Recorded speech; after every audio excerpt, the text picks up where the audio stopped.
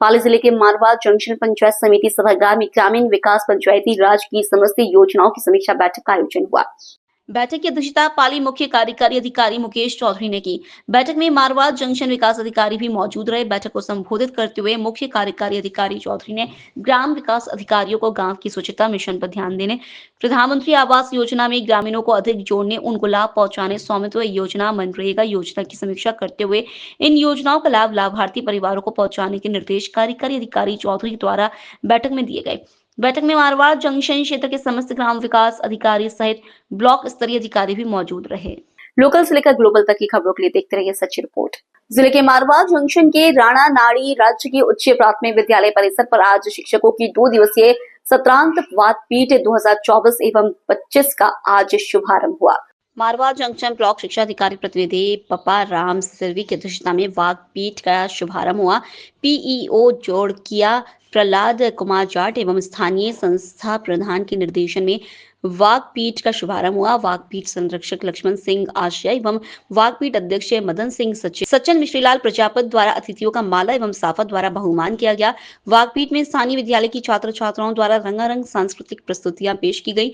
शिक्षा में नवाचार, विद्यालय की प्रभावी मॉनिटरिंग, शाला दर्पण रैंकिंग, छात्र छात्राओं के शैक्षिक स्तर में सुधार, विद्यालय का परीक्षा परिणाम में सुधार को लेकर वार्ता की गई। ब्लॉक स्तरीय वागपीठ में मारवा जंक्शन क्षेत्र के सभी सरकारी एवं निजी विद्यालयों के शिक्षकों में हिस्सा लिया।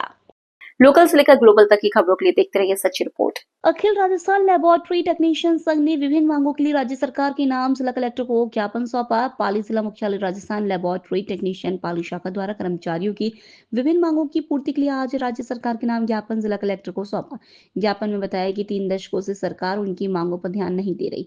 वेतन विसंगति, 4200 ग्रेड लागू नहीं करने सहित अनेक मांगों पर सरकार ध्यान नहीं दे रही।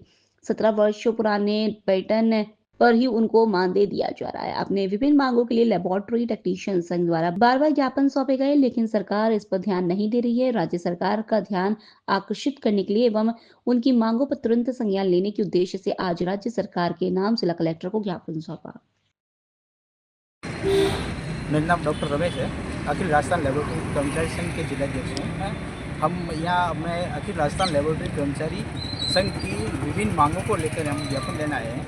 हमारे लगभग 3 दशक से मांगे हमारी लंबित है। जो ग्रेड पे मुख्य मांग जो ग्रेड पे 4200 है, आज तक हमें नहीं मिली है। खेमराज कमेटी, राजस्थान सरकार द्वारा गठित खेमराज कमेटी ने अपनी रिपोर्ट में कर्मचारियों को इग्नोर किया है। विशेष तौर से हमारे साथ में सौतेला व्यवहार किया है, जिसका हम विरोध दर्ज करवा चुके हैं। अभी हम विभिन्न मांगों को लेकर कलेक्टर साहब को ज्ञापन देंगे और ये हमारे अखिल राजस्थान लेबोरेटरी कर्मचारी संघ के प्रदेशाध्यक्ष श्री जितेंद्र सिंह जी के आह्वान पर हम सब इकट्ठा हुए हैं। यहाँ मांग पूरी नहीं होगी तो आगे हम क्रमबद्ध तरीके से रणनीति अपना के, हो सके हमें आंदोलन की राह पर चलना पड़े तो जाएंगे। लोकल से लेकर ग्लोबल तक की खबरों के लिए देखते रहिए सच्ची रिपोर्ट। तकतगढ़ कस्बे के पुराना बेदाना मार्ग स्थित संघी की स्त्री राज्य के उच्च माध्यमिक विद्यालय प्रांगण में ग्रामीणा परिवार द्वारा वर्ष 1994 में निर्मित विद्या की देवी मां सरस्वती मंदिर का शुक्रवार को लखमाराम भुताजी ग्रामीणा परिवार 31वां स्थापना दिवस को धूमधाम से मनाया गया। शुक्रवार को रमीणा परिवार के मुखिया नरसाराम पुखराज, वागाराम, दिनेश कुमार, ताराचंद सहित परिवार के सदस्यों द्वारा मां सरस्वती जी की प्रतिमा को आंगी से सजाकर मंदिर का रंग रोगन एवं फूलों से सजाया गया और पंडित राजू स्वास्थ्य के सानिध्य में नारियल की जोत जलाकर विधिवत पूजा अर्चना के साथ परिवार के सदस्यों द्वारा महाआरती के बाद प्रसाद वितरण की गई। नरसाराम रामीणा ने बताया कि 21 फरवरी 1994 को सरस्वती मंदिर की स्थापना करवाई गई थी। 12वीं के 98 विद्यार्थियों को दी गई विदाई विद्या मां सरस्वती की मां आरती पश्चात रामीणा परिवार द्वारा उच्च माध्यमिक विद्यालय में अध्ययनरत 12वीं क्लास साइंस, आर्ट्स और कॉमर्स के 98 विद्यार्थियों को पंडित राजू स्वास्थ्य के सानिध्य में हाथों पर मौली बांध कुमकुम तिलक एवं श्रीफल देकर विदाई दी गई। लोकल से लेकर ग्लोबल तक की खबरों के लिए देखते रहिए सच्ची report. Collectorate bar association Hata के अधिवक्ताओं ने शुक्रवार को सरकार द्वारा प्रस्तावित अधिवक्ता संशोधन बिल 2025 के खिलाफ जोरदार प्रदर्शन किया। अधिवक्ताओं ने इस बिल को अधिवक्ता विरोधी करार देते हुए बिल की प्रतियां जलाई और राष्ट्रपति को संबोधित ज्ञापन उप जिला अधिकारी को दिया। प्रदर्शन का नेतृत्व बार एसोसिएशन के अध्यक्ष राजेंद्र त्रिपाठी ने किया। उन्होंने कहा कि प्रस्तावित संशोधन बिल अधिवक्ताओं के अधिकारों और स्वतंत्रता पर चोट करता है, जिसे किसी भी कीमत पर स्वीकार नहीं किया जाएगा। अधिवक्ताओं ने एक सुर में इस बिल को तुरंत वापस लेने की मांग की। इस विरोध प्रदर्शन में मुस्तफा खान, अभिनंदन सिंह, त्रिपुरारी पासवान, अमित कुमार मौर्य सहित कई प्रमुख अधिवक्ता शामिल रहे। अभी अभी आप लोगों का एक जुलूस निकला है, किस माध्यम से आपने जुलूस निकाला है? यह जुलूस अधिवक्ता अधिनियम 2025 के विरोध में लिया गया है और चला है, और यह बार काउंसिल ऑफ इंडिया के निर्देश पर इसका अनुपालन किया गया है। हम लोगों ने उप जिलाधिकारी महोदय के द्वारा माननीय राष्ट्रपति महोदय को ज्ञापन भेजा है, और यह अधिवक्ता अधिनियम जो प्रस्तावित है उसकी प्रति जला करके अपना विरोध प्रदर्शन किए हैं। 2025 बिल जो पास हुआ है अधिवक्ता के खिलाफ, वो क्या क्या आप लोगों के खिलाफ में क्या चीज़ है उसमें? मुख्य रूप से है कि बिना अधिवक्ता को सुने और उनके जाने बिना उनको सस्पेंड करने का अधिकार है, और जुर्माना करने का अधिकार है, और अधिवक्ताओं को जो नेचुरल जस्टिस है सुने जाने के पहले ही उनको सस्पेंड कर दिया जाएगा। ये मुख्य रूप से इसी का विरोध है। क्या चाहते हैं आप लोग? हम लोग चाहते हैं कि जो प्रस्तावित बिल है वह वापस हो जाए। आपने एसडीएम को पत्रांक सौंपा है? जी, एसडीएम साहब ने आपसे क्या कहा? उन्होंने कहा है कि जो उचित माध्यम के द्वारा हम आपका जो पत्रांक है वो भिजवा देंगे। लोकल से लेकर ग्लोबल तक की खबरों के लिए देखते रहिए सच्ची रिपोर्ट। दिनांक 21 फरवरी 2025 को all India railway men's federation के आह्वान पर पूरे भारतवर्ष में मुख्यालयों, मंडलों व शाखा स्तरों पर अखिल भारतीय मांग दिवस पर रेलवे स्टेशन पर गाड़ी संख्या 14888 व 14707 पर प्रदर्शन कर सरकार का ध्यान आकर्षित किया गया। यूनियन कार्यालय से सैकड़ों की तादाद में जुलूस के रूप में नारे लगाते हुए रेल कर्मचारी मांग कर रहे थे कि रेल में खाली पड़े पदों को शीघ्र भरो, रेलवे में निजीकरण, निगमीकरण नहीं चलेगा। कर्मचारियों को संबोधित करते हुए कामप्रेट मनोज कुमार परिहार मंडल सचिव ने कहा कि वर्षों पुराने चल रहे रोस्टर को समाप्त कर किसी कर्मचारी से 8 घंटे से अधिक ड्यूटी नहीं ली जाए। 50-60 वर्ष पुराने रेल आवासों को डिसमेंटल कर नए रेल आवासों का निर्माण किया जाए। रेलवे में वर्षों से लंबे कैडर रिस्ट्रक्चरिंग को शीघ्र अंतिम किया जाए। जुलूस स्टेशन से होता हुआ सभा में सम्मिलित होने पर कामरेड महेंद्र व्यास मंडल अध्यक्ष ने बताया कि 8वें वेतन आयोग की रिपोर्ट को शीघ्र लागू किया जाए। यूपीएस की कमियों को समाप्त कर ओपीएस की तरह पूर्ण रूप से लागू किया जाए। पेंशन कर्मचारियों का अधिकार है, इसे हम लेकर आएंगे, अन्यथा यूनियन आंदोलन का रास्ता अपनाएगी। के आह्वान पर north western railway employ union द्वारा आज दिनांक 21 फरवरी को पूरे देश के अंदर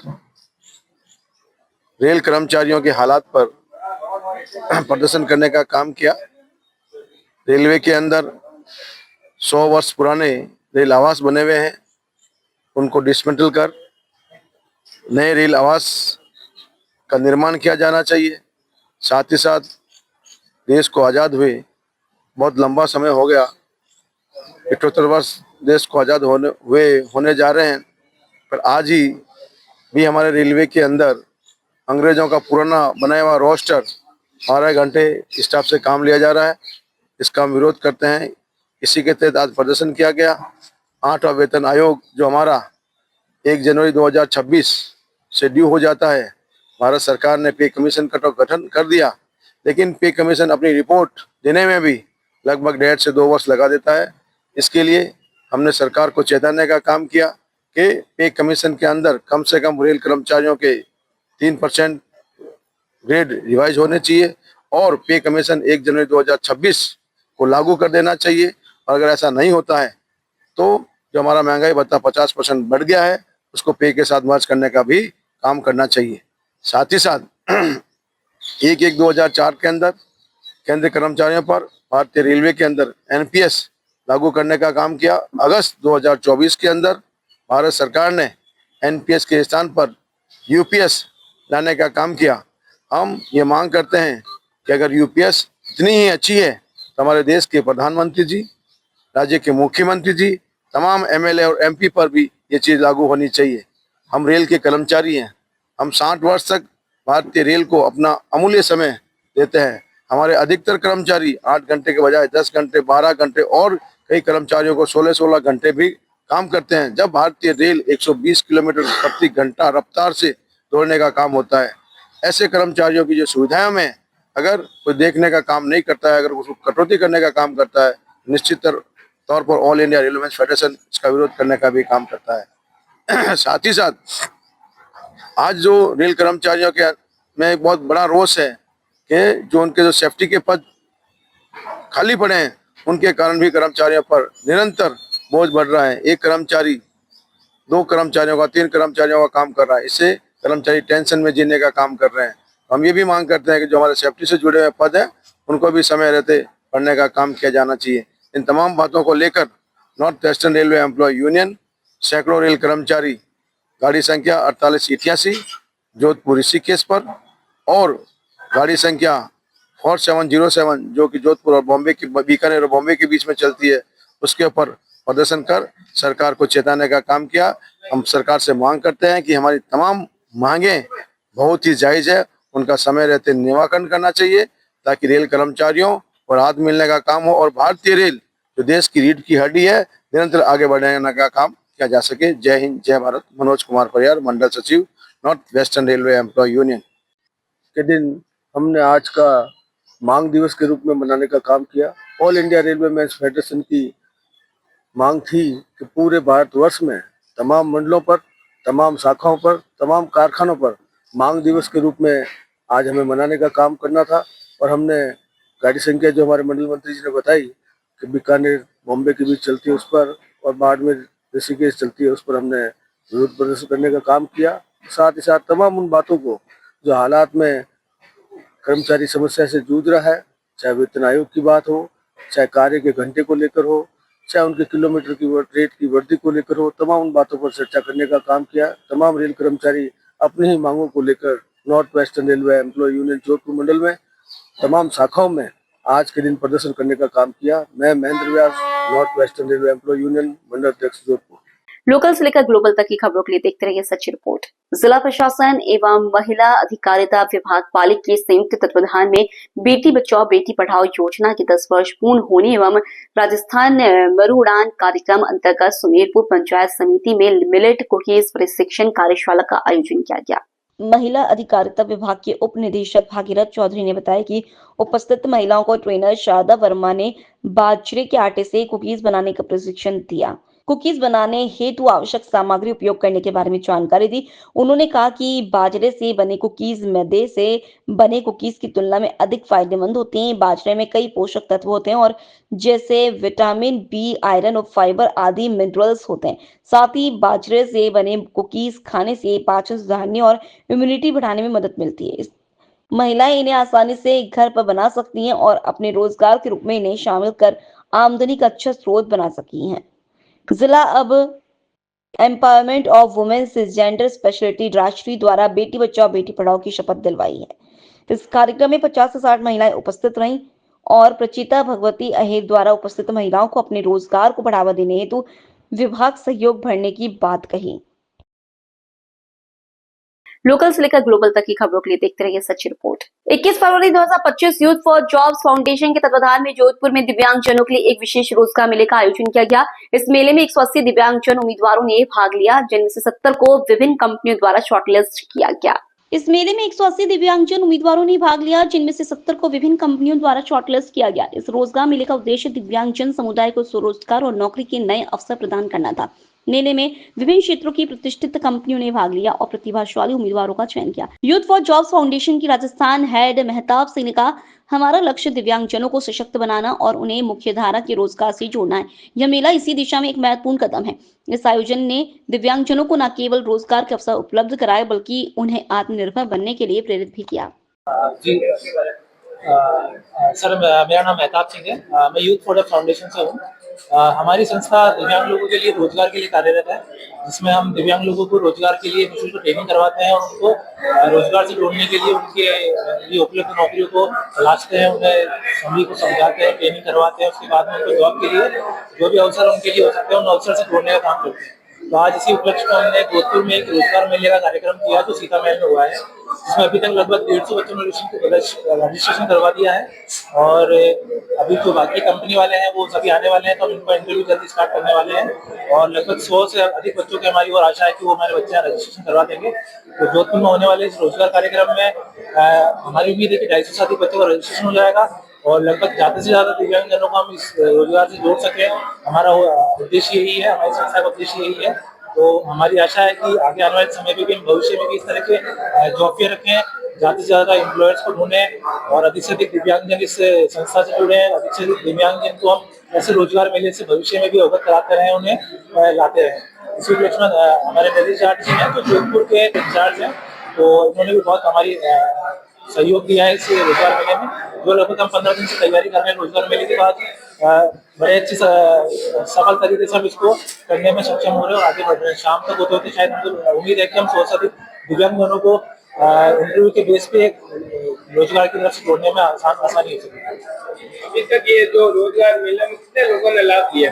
सर अभी तक 150 का रजिस्ट्रेशन हो चुका है, इंटरव्यू चल रहा है, जिस तरह से आप देख रहे हैं इंटरव्यू चल रहा है। तो इसमें हमने बच्चों की खाने की व्यवस्था भी करी है, उनके सभी तरह का कोई परेशानी ना हो। आपका टारगेट क्या है सर? टारगेट ऐसा कुछ हमने डिसाइड नहीं किया, लेकिन हम चाह रहे हैं ज्यादा से ज्यादा दिव्यांग हमारी तरफ से लग सके। अभी हम जिस तरह से आप देख रहे हैं अभी 15 से ज्यादा एम्प्लॉयर हमारे पास है कंपनी में। जो जॉब है कंपनी में हमारी वो लगभग 100 से अधिक जॉब हमारे पास अवेलेबल है। कोशिश ये करेंगे सभी के सभी 100 बच्चे जॉब पे मिल जाए तो हमारे लिए अच्छा फायदेमंद होगा। आपका परिचय? मेरा नाम महताब सिंह है, मैं राजस्थान देखता हूँ यूथ प्रोडक्ट फाउंडेशन के लिए। तो राजस्थान में अभी हमारे 8 सेंटर चल रहे हैं, जिसमें जोधपुर, बाड़मेर, करौली, धौलपुर, सवाई माधोपुर, जालोर और जैसलमेर है। इन 8 जिलों में भी हम काम कर चुके हैं। अभी करौली, सवाई माधोपुर, धौलपुर, भरतपुर में हम कर चुके हैं। 5वां हमारा एक जॉब पे जोधपुर में हुआ है। आगे भविष्य में हमारी उम्मीद है कि हम सभी जगह अच्छे लेवल पर कर सकें।